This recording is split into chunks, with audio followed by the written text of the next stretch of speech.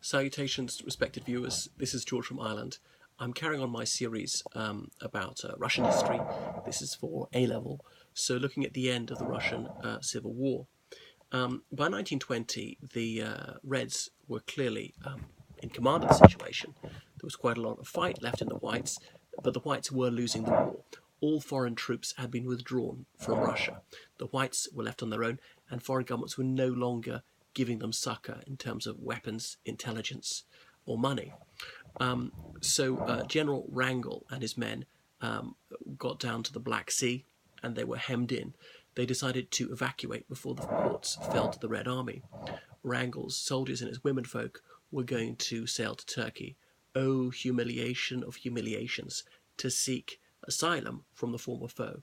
The Russian Empire and the Ottoman Empire had gone to war against each other 6 times in 200 years.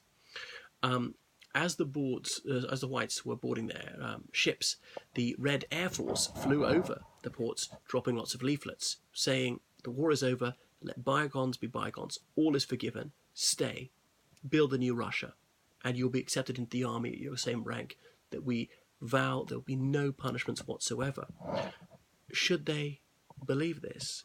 Well, some of them did, said, "Okay, all right, we'll bury the hatchet. The war is over, we lost, we accept it. There's this new Russian Soviet Socialist Federative Republic, and we'll work to build a brighter future for all of us."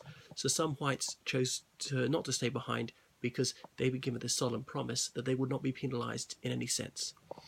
Others said, no, come on, you can't trust the Bolsheviks, and they sailed away. So those who stayed behind learnt that they should not have trusted the Bolsheviks. Though this pledge had been made not to punish the Whites in any way, in the strongest possible terms the pledge had been expressed, the Bolshevik government shamelessly reneged on it. Those who trusted it, they were often horribly tortured, many of them executed. The lucky ones were sent to slave labour camps. Not many of them survived several years. So that's what Lenin's word of honour meant. So the Whites who left Russia moved to France in particular. Many of the Russian upper class spoke fluent French. There were strong cultural links with France before the revolution. Some moved to Germany, so not that far from Russia. Others the United Kingdom, the United States, Serbia, an Orthodox Slavonic country. A few to China if they're in the Far East. A few even to Prague. So by March 1921, the Reds were blatantly winning, and the Red Navy sailors had put up with a great deal for the sake of the cause, and felt it was time to voice their complaints. They would no longer keep quiet for the sake of socialist unity. So there's Kronstadt Island, just off the coast of Petrograd, or St. Petersburg as it now is. Kronstadt, a very Germanic name, Crown Town. This is very notable, since the Red sailors had been the most vociferous Bolsheviks during the October Revolution. These sailors mutinied. They demanded freedom of expression, freedom of assembly, no more forced labour, more equal rations, an end to party control of workers' councils, to real Soviet power, because that had been the original Bolshevik slogan, all power to the Soviets, these elected councils of workers, soldiers, sailors, all the rest of it. The release of socialist political prisoners, because the Bolsheviks had imprisoned right SRs, Mensheviks, any socialists who were not Bolsheviks, or a few left SRs. The left SRs pretty soon merged into the Bolsheviks. Notably, the Kronstadt sailors did not demand the release of other political prisoners, of whom there were plenty, constitutional Democrats, Octoberists, and the rest of it. The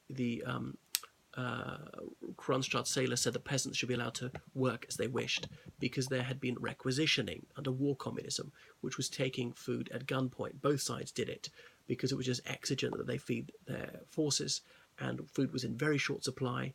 So many farmers were aware war had been killed, had been invalided out, were prisoners of war. So many horses had been taken away from the plough for the Red Cavalry, the White Cavalry.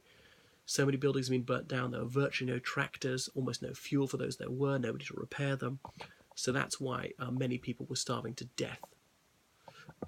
Anyway, the communist high command had no intention of yielding to these very reasonable demands by the Kronstadt sailors, and Trotsky organised an attack on Kronstadt Island. Remember, Trotsky was the People's Commissar for war. Crucially, the Kronstadt sailors had been foolish enough not to wait till the ice melted. This was March 1921. Had they waited another month, the ice would have melted, the Red Army would not have been able to get out to the island because they didn't have the ships. The sailors had the ships. So the communist leadership would have been hard pushed to get enough ships that they could oppose the Kronstadt sailors who had their ships with the big guns. There were several days of heavy fighting, and Kronstadt was stormed by the Red Army. Thousands of mutineers were sent to slave labour camps, where many of them died under the horrific conditions of very heavy labour, no medical care, starvation rations, random brutality from the guards, inadequate clothing and shelter in glacial weather. And hundreds of these mutineers were executed. So the communist leaders would have no truck with any notion of democracy or pluralism, and that was it. Fellow communists had been brutalized. Even fellow communists had been driven to mutiny. And people say, well, it's at that point that the communist regime really lost its idealism. And it's worth remembering those Trotskyites who say, oh, the savagery was only from Lenin and Stalin. No, it was Trotsky too. He was in command of that operation. People who demanded very reasonable things, freedom of expression, release political prisoners. Think about that. People sent to prison for their political opinions, often without trial, for years. Fellow socialists imprisoned. So you can see that Bolshevism was an outright assault on liberty. I can see why people fell for it in 1917. It seemed alluring, it seemed reasonable, trying to feed the starving. But you see how the Bolsheviks set up a viciously oppressive regime, and it's true, some of their enemies were just as bad. So the fighting slowed in 1922 and petered out. There was no formal end to the war, no peace treaty. By 1923, Red resistance was snuffed out. There were white Russian generals in places like Harbin, in northeast China, or Shanghai, in the international zone, always plotting a day when they would return to free the Russian motherland, or in Western countries setting up their military emigre organizations, which existed on into the 1980s, but no practical notion of how it was going to work. Kerensky went to the United States, where he's a professor. He died in about 1970. The Russian Orthodox Church in the United States would not bury his cadaver on the basis that he'd abolished Orthodoxy as a state religion. He's interred in Putney Cemetery in London. I've been to where he rests in peace. So the Russian Civil War was over. Well, what can we learn from this? That Russia was in tatters, so many buildings destroyed, so many millions of people, soldiers and civilians killed or invalided out, and most of the intelligentsia had fled. Those who had qualifications, who could work abroad, had connections abroad, who spoke a foreign tongue and so forth, had left, taken what little of their capital they could, usually jewellery. The Russian ruble was virtually worthless.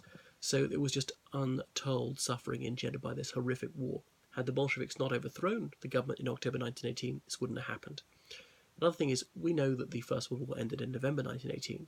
Obviously, people didn't know that in 1917 when it was going to end. And the Bolsheviks seized power in November 1917 and formed and declared a ceasefire with Germany, making a formal peace, the Treaty of Brest-Litovsk, in March 1918. Now, had Russia carried on fighting, we know Germany would have been defeated sooner, and that would have saved millions of lives. Okay, they didn't have a crystal ball, they didn't know it was going to happen. They thought the Allies might lose.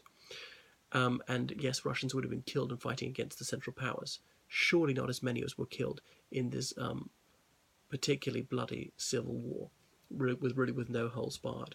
So it's the beginning of a very dark and horrific chapter of Russian history. And it's true the chapters before had not been lovely, and yes, there were definitely some massive achievements of the Soviet state. So the Reds had won because of their iron discipline, because they were willing to kill their troops with the slightest infraction of discipline, willing to kill hostages, and the Whites killed civilians too, deliberately.